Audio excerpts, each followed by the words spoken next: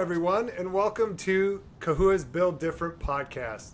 This week, we are focusing on bridging the gap between generations. For the first time ever, there are 5 generations in the workforce, and that makes for some pretty significant differences. If I think about even between myself and my son, which is technically just 1 to 1.5-ish generations, depending on how you look at it, I know that there are some relatability issues when it comes to certain things. So this is an important topic that the workforce definitely needs at this point in time. So to have that discussion, we have 2 incredible panelists today. And so it is my pleasure to introduce both Molly and Taylor to you all. But instead of kind of trying to sugarcoat their backgrounds and what they've done, I'll let them share to give you the real detail and why they are so qualified to have this discussion with us today. So with that, we'll go ahead and we'll start with Taylor. Hey everyone, my name is Taylor Boileau. I am the founder of a company called The Blueprint for Change, a company dedicated to trying to change construction culture one conversation at a time. My background, I think since it's generational differences, I should start with the fact that I'm a Gen Z. I was born in 97, so I'm a cusper. However, as far as construction is concerned, I have a degree in civil engineering, pursued project management, started off as a project engineer for a while in the office, and joined the dark side of the field, became a superintendent, worked a couple of years in there. I've been in the industry since 2016. And I have worked with a variety of different generations. Most of the time, myself being a Gen Zer, I typically get paired with a Gen Xer or even a Boomer on my projects. Definitely have a lot of things to share, both from my field and office experience. Awesome. And Molly? My name's Molly Ridout, and I'm the Human Resource Manager for Kahua. And I came to HR through a circuitous route of life. And I've worked in professional development and in leadership and change management, and just have always felt really passionately about a healthy work culture. That's really important to me, having a great workforce and having people feel like they can show up as a whole human is something that I'm pretty passionate about. I was fortunate enough to work in a fantastic organization when I was first coming into my career, and I've been chasing that sort of a environment ever since, and kind of trying to figure out why was that environment so special and what was great about it. I guess I should also disclose I'm a Gen X. I think I'm a cusper because I'm 1970, so lots of influence from my Boomer parents, and anyway, that's me. Perfect. And I guess since we're all self-identifying, I'm allegedly a millennial by the calendar brackets, but much like Molly, I think I'm right on the cusp and have a lot of Gen X influence. I've always argued that the generations kind of start on the coast, and growing up in the Midwest, it took it longer to propagate its way into the middle of the country, where I grew up. But that's it's pretty interesting when we talk about how we have all these generations in the workforce, and even like some of us, and how we relate differently from one to the other. We all have a ton of experience, but we also have a lot of differences in how we were brought up. Molly, you mentioned your parents as an example. So here's my opening question for each of you, now that we know what you are and kind of where you came from.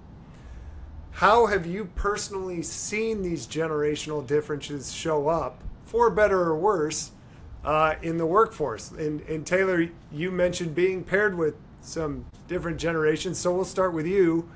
How do you see these differences show up, and maybe do you even fit the stereotypes that they put on your generation? I think that when I think of some of the typical stereotypes that I associate with Gen Z, or that I hear on the conference circuit at a bunch of presentations, we don't work, we don't want to work, we are always online, always on TikTok, always on our phone. I think we're looking at a lot of the negative aspects of Gen Z, just because we're different, no one knows how to work with us, and that's fair, I get it. I think to really have an appreciation of Gen Z, I think you have to really understand a couple of the core things that really affected us, right? So for me, when I was in elementary school, there was the financial crash of '07, right? The Great Recession. And I remember a lot of my friends, well, not a lot of my friends, but a lot of, even at the elementary school level, we were aware of it. I had friends who their homes were foreclosed on and they had to figure out where to live. So being in that age of the wars going on at that time, as well as the Great Recession, like, we became a little bit cautious in how we approach things. In addition to that, like, digital native, right? My dad loves the story of how I loved the movie Cinderella growing up. And he took me to, like, my first Broadway production, and we got to intermission. I started crying my eyes out because I wanted him to rewind it. Didn't have that concept of the fact that that's not a thing when you're watching a live performance. So being a digital native, it isn't just having access to VHS and then eventually DVD, right? In addition to that, when I was going to school, I would go online to learn things. I had Khan Academy to learn math, and YouTube, and a bunch of different resources. So now in the workforce, when I don't understand something, my first resolve is to go to the internet and sort of ask those questions. And then the last thing that I think that a lot of people overlook is the impact of COVID-19 on my generation. So I entered the workforce right as COVID hit. So I started December of 2019 at my first full-time job. March of 2020, all of a sudden we're working from home. And for me, working construction, I was on essential job sites, so I went to a lot of those, but it impacted my sister a lot. She was a nurse up in Canada, going to school for nursing, and the restrictions up there were much heavier. And she remembered coming back to the States and going to a restaurant for the first time, and she broke down crying because she hadn't been around people. One of the things I think that gets really overlooked with Gen Z is the fact that we appreciate human connection and in-person connection because of what we went through there. And we almost need it. Now, there are other means of communication that we may prefer in certain situations, but we understand that in-person communication has a place. Now, talking about all that as far as Gen Z goes, because I feel like we just need to be represented a little bit better out there, I think a lot of the benefits of having different generations is you can leverage the different aspects of them, right? So for me, working as a Gen Z with Gen Xers and Boomers, they have years of experience that I don't have access to, right? So I can walk out in the field with them and ask, hey, how are we gonna lay this rebar? What's the clearance required? How should I look at this? Should I be looking at the drawings or the shops, and be able to gain all this experience that they have, while at the same time, I can help teach them how to use software. So there's a lot of benefits to having different generations in the workforce. But when we look at construction on site, there's not a lot of openness to different perspectives, I'll say. Whether that comes through generationally, racially, or in terms of gender, or a host of different things. Different is usually seen as bad. So when we do that, it can lead to a lot of misunderstandings. It can create isolation on the job site for people who have different perspectives. So trying to overcome that is definitely a barrier we face with having the different generations in the workforce, in my opinion. Right. That's an excellent point. Like, whether it's generational or not, different is kind of looked at in a negative context, and all at this point, like, the generations themselves have almost become a new type of diversity, right? And so, Molly, I'll throw the same question to you now from the Gen X point of view. What have you seen in the workforce as the generational differences show up? Because here at Kahua, we've gone through some pretty significant growth over the last few years, and so you've seen it from all angles. Talk about a little bit what those stereotypes are doing and how you see them. For sure. I think that, as a Gen Xer, I looked at these kind of categories. How are we broadly categorized? And I saw that, the latchkey generation, which is, I was definitely part of that generation. We value autonomy. Don't try to micromanage me. I'm a get out there and figure it out kind of person, so I don't really need a lot of structure for something. You can give me the problem and say, here are some of the constraints, and just get after it. And so I tend to take that approach to a lot of things, but what I've seen coming into the workforce is, that appetite is different depending, or it can be different depending on, kind of what generation you fall into. So I think for millennials, well, let me just back up and say, when I first started with Kahua, we were an older company, so there was more boomers and Gen X than there were any other generation, like heavily represented. And then we started our internship program, and we started scaling, and we started, recruiting from colleges and things like that. And so then we started getting in all of these different ages. And the place where it really showed up was we were doing a wellness a wellness initiative. And so the first iteration of the wellness initiative were almost all boomers or Gen X, and then we had maybe one millennial, or I think we had one millennial in the group. And when we started defining what was important to us from a wellness perspective, it was really different.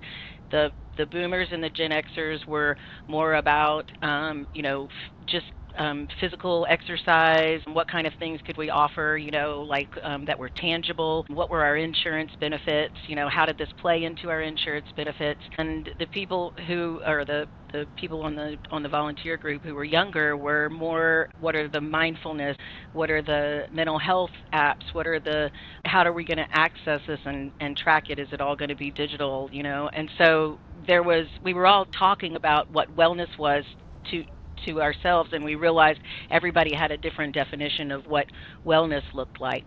So what we learned from that was to pull back and ask everyone, what does wellness mean to you? And I think, when I think about people coming into the workforce, especially post-COVID, there are all these different expectations from, depending on how you grew up, of what you get from your workforce. And I think that was the biggest challenge for me here.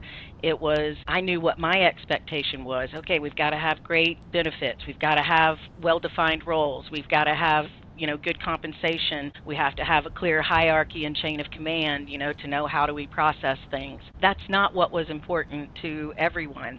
That wasn't what was important to millennials. I think that millennials wanted leaders who were accessible. They wanted collaborative environments and flexibility, and didn't really care so much about that hierarchy. And then I think with Gen Z, kind of like what you were saying, I think incredibly values driven, very much about equity and inclusion, and lots of work to fit life and not vice versa. And then also the things that they wanted from their employer. It used to be that you had a job and you had your outside of your job life, and there's much more. You've got a lot of people working online after the pandemic, or from home, and so then all of a sudden everything started to blur, and then it seemed like what everybody was looking for from their employer was different. They wanted their employer, younger generations wanted their employer to be aligned on values. What are your values? And I don't want to go work for a company that doesn't value the same things that I value. They also looked to HR departments during all of that time for mental health counseling, and how do I navigate this? And people were super stressed, and so the things that they were looking for, they were all looking for them from their employer. Whereas I think in my generation, you were like, you kind of had your boxes. This is work, this is medical, this is, where I get my family relationships. And I think there's a much more of a merging of, of work and life, kind of in the younger generations. I want to just add on to that, like your whole mention of adding value and making sure that values align. When I go to look for an employer, like even from my very first job, I went and looked at their mission statement. I looked at their values. I looked at how they are incorporating sustainability and social issues and having a global perspective. Like that's so important to the younger generation. And like you nailed it. Yeah, it's interesting, and you both touched on this. The generations are shaped by how they were raised or the life circumstances that happened to them. A lot of times, like we always look at generations based on the calendar, right? Like based on years, and these years here are Gen X, these years here are millennials, so on and so forth. but really they're shaped by those events, right? Like the boomers saw the moon landing, Gen X survived latchkey, millennials grew up with 9/11, and Gen Z had COVID, right? Those were some of the big events that shaped all of us. So Molly, kind of going back to something you hit on briefly a little bit ago, how do those cultural coming of age moments show up in what we expect for in leadership, or how we approach leadership today? Well, I mean, I think one way that I see it is probably that let's be just really literal approaching leadership. You know, there's a sort of almost an innate, deference to hierarchy for me. I think, oh, this is how we do it, this is how we go. And I remember one of the interns coming in and scheduling an appointment with the CEO. And, I put time on the calendar with the CEO, and I was like, what? You got to go through the chain of command here, and it was just like, and of course, leadership is super accessible, and but one of the things that we realized with the interns coming in is that there were a lot of things that were social norms that we thought of because we grew up in corporate and we grew up with this I grew up with this boomer generation before me, and so there were a lot of things that were innate that I just kind of took for granted. And it wasn't until we started getting, different ages that I thought, oh, there's a totally different approach to this, and there's a different approach to leadership. It is very much like I want an accessible leader, and I want to align with my leader, and I feel like that's way more important. Is that, do I feel like my leaders are being authentic? Do I feel like my leaders have the same shared values? Do I feel like the company, is going after the same things that I value and not doing the things that I don't value? All of that seems to be part of it. Did I answer the question? You did, and you talk about kind of these innate ways that we operate, right? And one of those kind of innate ways that we do things revolves around communication. And Taylor, communication styles have really evolved because I can talk about having water cooler discussions, but if I tried to say that to my kids, they'd have no idea what I was talking about. What's a water cooler? We work virtually. What is all this? But then they talk about TikTok, and I'm like, what's the clock doing today? Right? I don't understand. So you've got these things that we drive one another crazy in how we try to communicate. So how do you see these communication preferences creating friction, or maybe in a better way, opportunity across the generations? Yeah, so before I dive into, there's a whole bunch of things that we could talk about here, but before I dive into that, I think that at the root of what you're talking about is miscommunication, right? Right. Intention versus perception. And one of my favorite ways to explain this is talking about a radio. And yes, I do know what a radio is. I do use one occasionally in my car. There's the person speaking into the radio, right? They're trying to broadcast a message, and people might be a little bit on a different channel, right? Instead of 97.3, they're on 97.4. And with that comes static. That's kind of what that generation may perceive, or the life events that have happened in that person's life that maybe changes the perception of what that person's trying to say. And then what do we get? Communication, right? So you kind of touched on it. Different generations have different preferences as far as how they want to communicate, right? Just because of how they're raised. And again, this is generalization. Face to face, like that water cooler you're talking about, there are a lot of benefits that come with that, right? I can see facial expression. I can see your entire body language. We build trust, we build a relationship, but at the same time, it might take more time to do that. It might be more costly, but it's like the gold standard that boomers and Gen X were taught. If you want to have a conversation that's important, you have it in person. You build relationships in person. And my dad, who is Gen X, he would travel across the country to meet with a client to start building that relationship. And like I mentioned with Gen Z and millennials, because of COVID, we understand the importance of it and the purpose of it, but we may not put as high of a value on that.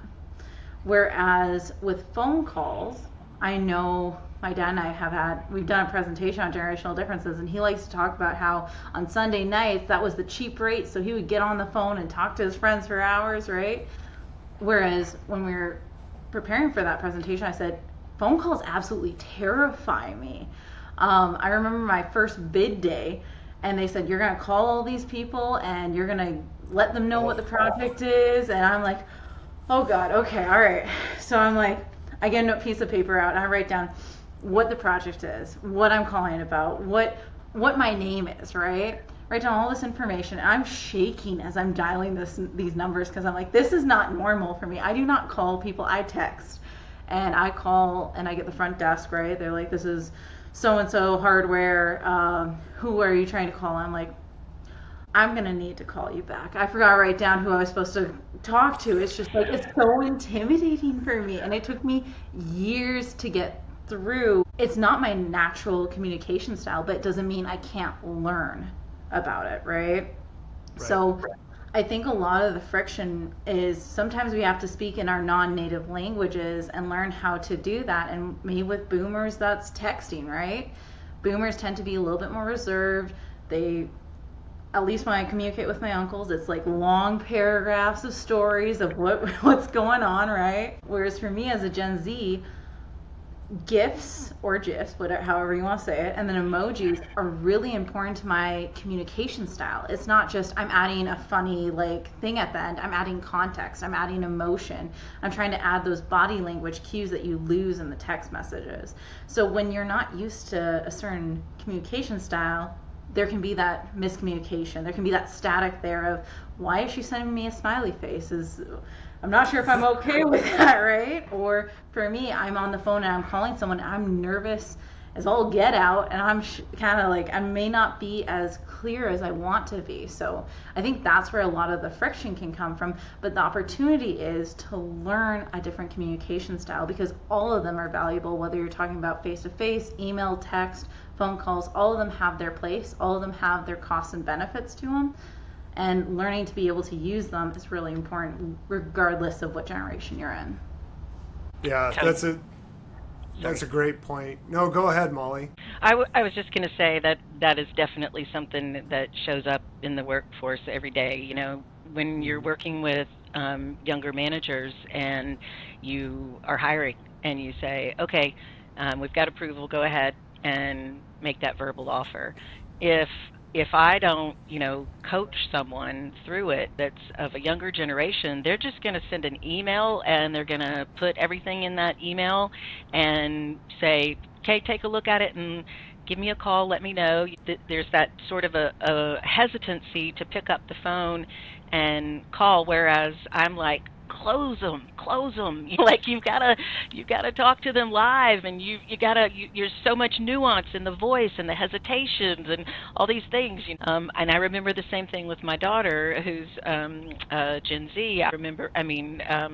Z, yes, yeah. And I remember during COVID, I said, let's order pizza, and she was like, hands me the phone, and I'm like, we're gonna do this together. You're gonna call. You're gonna order a pizza. It's gonna be fine. And I just remember that we had to work at it together, and conversely, she gives me feedback all the time that helps me with my younger employees, in that she's like, you texted me and you put that period at the end, and it felt aggressive to have that period. I was like, I was just using punctuation. Like I had no idea it had other meaning, so. Wow. Okay, period, not okay. Yeah. I was like, oh no, I didn't mean anything. Well, it's so funny because even I have very similar experiences, Molly. Like my middle son, the first 5 times I called him, just silence. Like he answers the phone and just puts it, dude, you got to say hello. Like you got to answer the phone. You can't just. So yeah, oh man, I totally get it. Okay, so along those lines then, it's often said that the older generations resist tech, right? And the younger generations push for it. We kind of even talked about it in these communication styles. But Molly, is that too simplistic? Like, are we missing nuances by generalizing the older generation is who resists technology and the younger push for it? Yeah, definitely. I do think it's simplistic, because I do think that there's some wisdom from some of the hesitancy that you might see from a boomer or a Gen X generation. We've seen some failed implementations and some technology rollouts that, wound up being costly, that you wound up losing tons of labor, time, and so I feel like embrace technology, but also not just for technology's sake. Sometimes there might be a better way to do it, or sometimes there might be a different tool to use.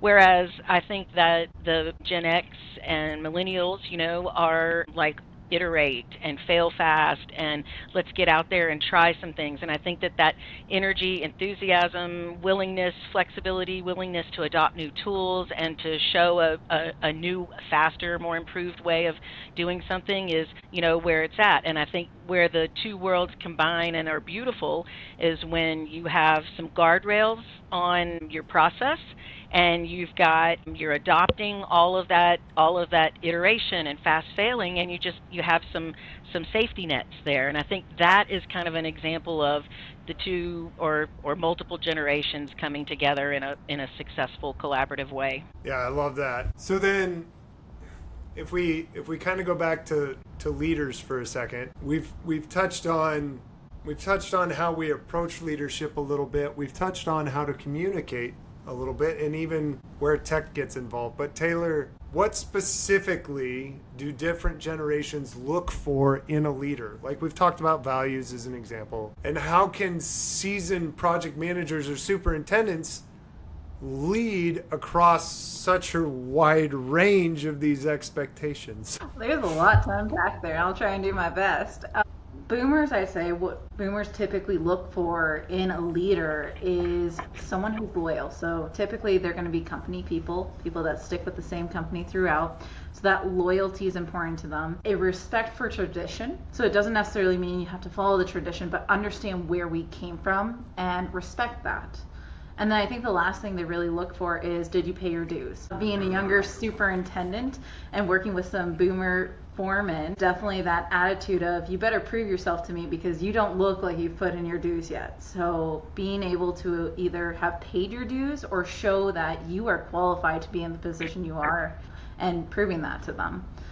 I think for Gen Xers, it's more about integrity. So when I talk about Gen Xers, I typically talk about they value loyalty, but it's more in terms of loyalty to a person. So once I build that relationship with you, making sure that you act with integrity within our relationship. When you follow through on what you're going to say, that you can show me that you can deliver results, that you have a long-term plan, that it's not just, hey, we're going to do all these new things now. It's like, hey, here's what we're doing and here's our plan to achieve this. For millennials, I'd say millennials really value a leader who can create a cohesive team. Millennials grew up typically working on group projects, and in doing so, they really value teamwork. So having someone who can manage the team and make sure that we all work together. We don't have to like each other, but at least get along and get the project done. And then also for millennials, doing meaningful work. What is the purpose behind the work I'm doing? Can you communicate that to me and show me where, if I'm sweeping the floor, right, on a big project, understanding that I'm not just sweeping a floor, I'm helping deliver a pharmaceutical distribution center that is going to then deliver pills across the United States that's going to help people get their medications that they may not be able to get otherwise. And then for Gen Z, I think what's really important for them is having a leader that understands social responsibility and a global mindset, because I think especially with the development of TikTok as well as COVID-19, there became this almost global phenomenon of we're all in this together, we're all going through this together. And so having that connection to a bigger purpose, even more so than millennials, is important to Gen Z. So you have a bunch of different generations, right, that value a lot of different things. So for me, what it boils down to is having a leader that is purpose-led, people-focused, and integrity-driven. So what does that mean? Purpose-led, connect what the work is to something bigger. That's how you're going to draw in your millennials and your Gen Z. Be people-focused. That means caring not just for the team, but for the individuals as well. So taking care of, here are some resources for mental health, right? Or checking in on your people and actually caring, but also figuring out how to work together and valuing each person's what they bring to the team, whether it's the boomers with the experience or the Gen Z with the love for technology, right? And then the integrity driven, be authentic, be consistent, and follow through. That's how you're really going to reach those older generations. I think overall, a great leader is able to honor the past and where we came from while building towards the future. So I think overall, being purpose-led, people-focused, and integrity-driven is so important if you want to be a cross-generational leader. There's your soundbite right there. Purpose-led, people-focused, integrity-driven. That's really good. And then, so kind of taking it a step further, Molly, because those three things are internally what you as a leader need to do. Externally, you as a leader need to motivate these teams. You need to get these people moving. So when we talk cross-generationally, like what lights a fire in each one of the generations, and how can leaders create an environment where everyone is motivated, but you're not having to be everything for everyone? You know what I mean? Yeah, definitely. Well, I mean, I think there are some specific things that relate to each generation, but I think there's also some universals. And I think, Taylor covered a lot of examples of kind of the differences. I think boomers and Gen Xers, look at success and are motivated by recognition, influence or legacy. Am I being listened to? Am I leaving a mark? I think millennials want to know the why and are driven by the purpose and growth. And so these are the ways that you need to, talk to and motivate when you're working with millennials, like give them a stretch project and a mentor and a clear path, and take off. And I think for Gen Z, when you're talking about motivation, you're talking about individualistic or individuality, inclusion, and well-being. And I think that the one thing that to me always seems to kind of go across all of the generations are, great communication, clarity, connection, feeling like you're a part of a team or a purpose, and a sense that your leader actually cares. And I think that is the one thing that seems to be common. Are we really all in this together? And I think that kind of transcends all the generations. Yeah, I love it. It's it kind of goes back to that purpose led. Like that's we are moving the needle together, and how are we doing that? Why are we doing that?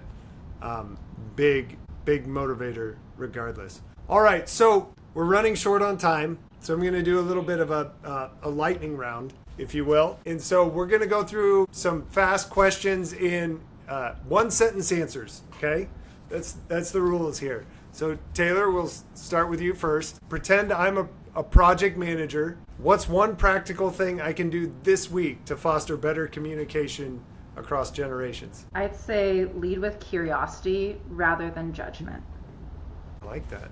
Ted Lasso, be curious, right? Not judgmental. Yes. All right, Molly, what about you? What's one thing I could do this week?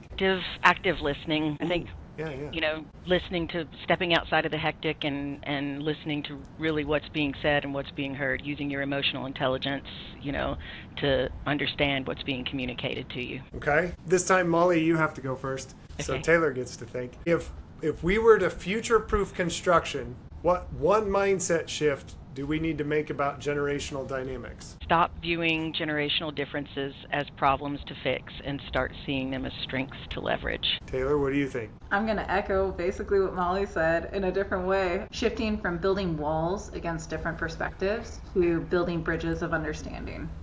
Ah, yes. Back to the title. We're bridging the gap. I like it. Okay, last one. Taylor, finish this sentence. Construction teams get stronger when? We approach our differences with curiosity, seeking connection instead of division. Action. I like that. Okay, Molly, construction teams get stronger when? Experience and fresh perspective are treated as equal assets. Ooh. going Perfect. with that one. Yeah, man, this has been fun. Thank you both for your time today. There are so many good nuggets in this episode. I can't wait to go back myself even and listen and pick those out and take notes. If you're a first time listener or viewer with us here at the Build Different podcast, don't forget to subscribe, rate, or review, or even submit topic ideas. We love to hear them. We love to hear guest panel ideas, whatever you might have. This podcast is for you, the construction industry, not for us. And so any ideas or thoughts that you have on how to improve or even on topics that you want to hear, we'd love to hear from you. Also, make sure to tune in next month. We're going to have a pretty familiar topic to technology, a great debate on whether you should build the software or buy it off the shelf. So that'll be a good one as well. Taylor, Molly, I thank you so much for your time today. Really appreciate it. This has been fantastic. Have a wonderful day. Thank you so much. You too.